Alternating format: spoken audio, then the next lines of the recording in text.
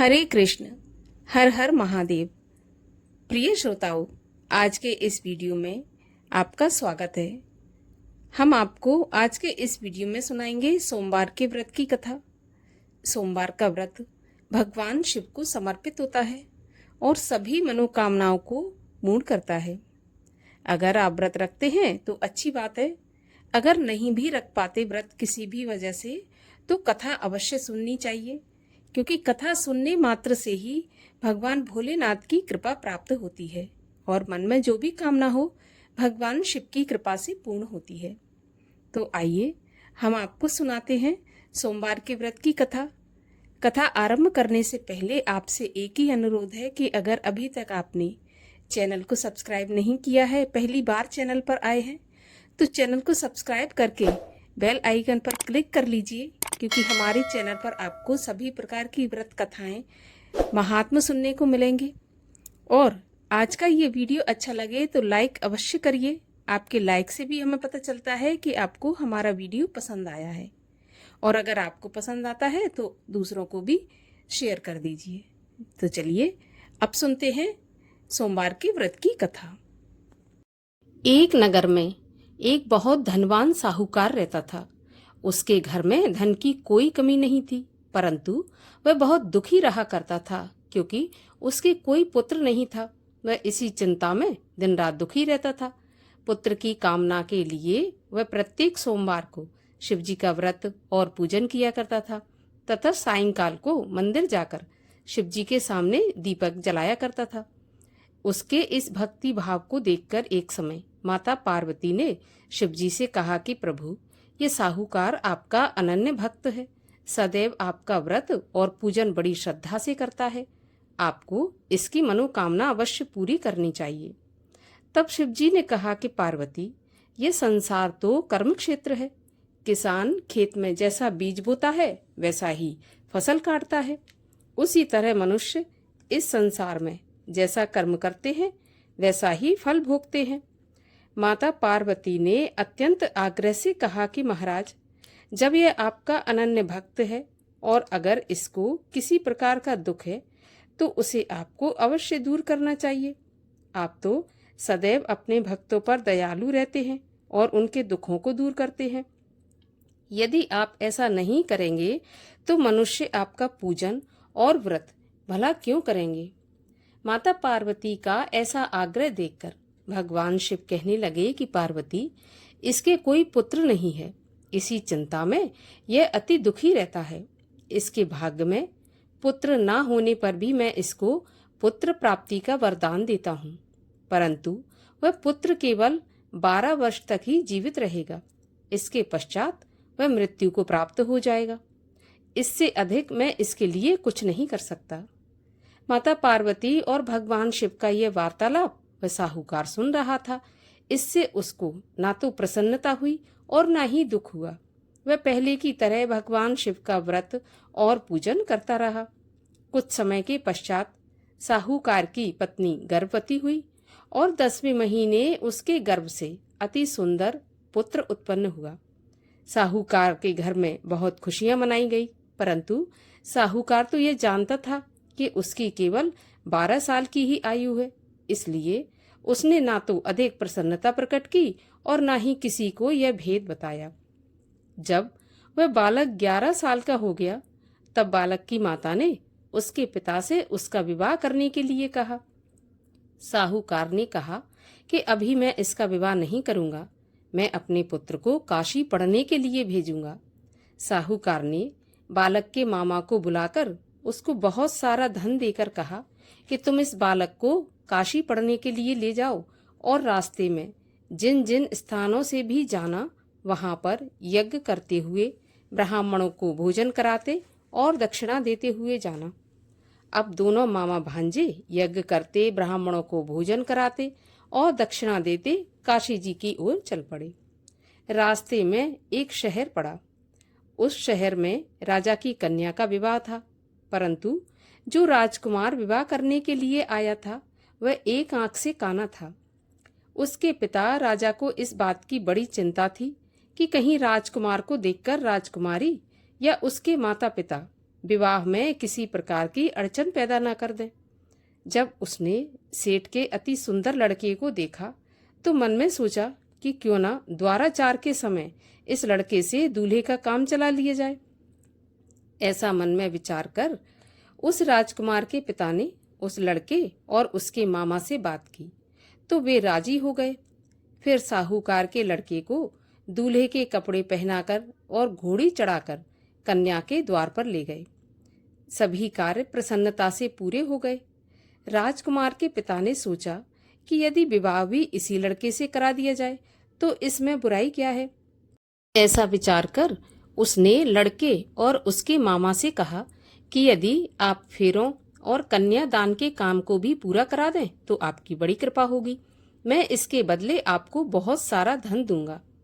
तो दोनों ने इसे सहर्ष स्वीकार कर लिया।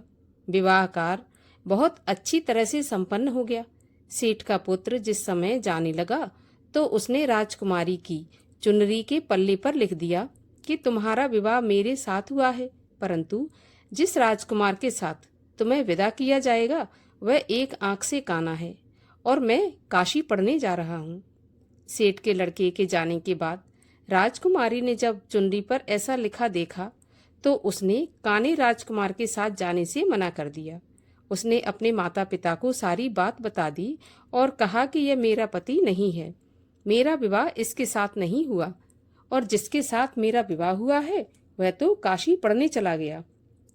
राजकुमारी के माता पिता ने अपनी कन्या को विदा नहीं किया और बारात वापस चली गई। उधर सेठ का लड़का और उसका मामा काशी पहुंच गए। वहां जाकर उन्होंने यज्ञ करना और लड़के ने पढ़ना शुरू कर दिया। जब लड़के की आयु 12 साल की हो गई उस दिन उन्होंने बहुत बड़ा यज्ञ रच रखा था। लड़के ने अपने मामा से कहा कि मामा जी, आज मेरी तबीयत कुछ ठीक नहीं है। तो मामा ने कहा, अंदर जाकर सो जाओ। लड़का अंदर जाकर सो गया और थोड़ी देर में ही उसके प्राण निकल गए। जब उसके मामा ने आकर देखा कि उसका भांजा तो मरा पड़ा है तो उसको बड़ा ही दुख हुआ, लेकिन उसने सोचा कि अगर मैं अभी रोना पीटना मचा दूंगा तो यज्ञ का कार्य अधूरा रह जाएगा। अतः उसने जल्दी से यज्ञ का कार्य समाप्त करवाकर ब्राह्मणों के जाने के बाद रोना पीटना शुरू कर दिया। संयोगवश उसी समय शिव पार्वती उधर से जा रहे थे। जब उन्होंने जोर जोर से रोने की आवाज सुनी तो पार्वती जी कहने लगी, महाराज, कोई दुखिया रो रहा है, इसके कष्ट को दूर कीजिए। तब शिव पार्वती वहां पहुंचे तो उन्होंने देखा कि वहां पर एक लड़का मरा पड़ा था। माता पार्वती कहने लगी, महाराज, यह तो वही सेठ का लड़का है जो आपके वरदान से उत्पन्न हुआ था। तो शिव जी ने कहा, पार्वती, इसकी आयु इतनी ही थी और यह भोग चुका। तब पार्वती जी ने कहा, महाराज, इस बालक को कुछ आयु और दे दो, नहीं तो इसके माता पिता तड़प तड़प कर मर जाएंगे। माता पार्वती के बार बार आग्रह करने पर शिव जी ने उसको जीवन का वरदान दिया। शिव जी की कृपा से वह लड़का जीवित हो गया। शिव और पार्वती जी कैलाश पर्वत पर चले गए। शिक्षा पूरी होने पर वह लड़का और उसका मामा उसी प्रकार यज्ञ करते, ब्राह्मणों को दान देते, भोजन कराते, दक्षिणा देते हुए अपने घर की ओर चल पड़े। रास्ते में उसी शहर में आए जहां उस लड़के का वहां की राजकुमारी से विवाह हुआ था। वहां आकर उन्होंने यज्ञ आरंभ कर दिया। उस लड़के के ससुर वहां के राजा ने उसको पहचान लिया और महल में ले जाकर उसकी बहुत आवभगत की। फिर बहुत से दास दासियों सहित आदर पूर्वक अपनी राजकुमारी और जवाई राजा को विदा कर दिया। जब वे अपने शहर के निकट आए तो मामा ने कहा कि मैं पहले तुम्हारे घर जाकर तुम्हारे माता पिता को खबर देकर आता हूँ। जब उस लड़के का मामा घर पहुंचा तो उसने देखा कि लड़के के माता पिता घर की छत पर बैठे थे। उन्होंने ये प्रण करके रखा था कि यदि हमारा पुत्र कुशलता के साथ लौट आया तो हम राजी खुशी नीचे आ जाएंगे, नहीं तो छत से गिरकर अपने प्राण दे देंगे। उस लड़के के मामा ने जाकर जब यह समाचार दिया कि आपका पुत्र आया है, तब उनको विश्वास नहीं हुआ। तब मामा ने शपथ पूर्वक कहा कि आपका पुत्र अपनी पत्नी और बहुत सारा धन साथ लेकर आया है। तो सेठ प्रसन्नता से भर उठा। सेठ सेठानी आनंद पूर्वक नीचे आई। बाहर आकर उन्होंने अपने पुत्र तथा उसकी पत्नी का भरपूर स्वागत किया। सभी लोग प्रसन्नता के साथ रहने लगे। जो भी कोई सोमवार के व्रत को धारण करता है अथवा इस कथा को पढ़ता या सुनता है, उसके सभी दुख दूर होकर समस्त मनोकामनाएं पूर्ण होती हैं और इस लोक में नाना प्रकार के सुख भोग कर अंत में सदाशिव के लोक को प्राप्त होता है। बोलिए भगवान शिव की जय। और अब सुनते हैं भगवान शिव की आरती। ओम जय शिव ओमकारा स्वामी हर शिव ओमकारा ब्रह्मा विष्णु सदा शिव अर्धांगी धारा।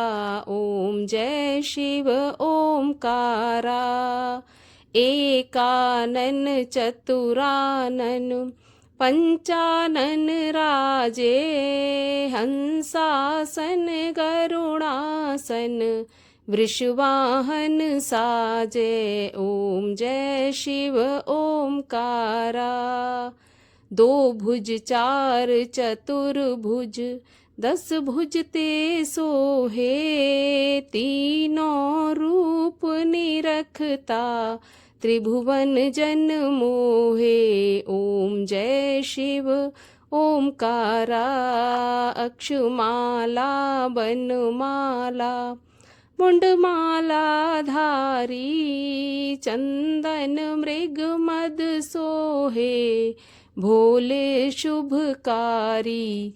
ओम जय शिव ओमकारा श्वेतांबर पीतांबर बाघंबर अंगे सनकादिक ब्रह्मादिक भूतादिक संगे। ओम जय शिव ओमकारा करके मध्य कमंडल चक्र त्रिशूल धरता सुख करता दुख हरता जग पालन करता।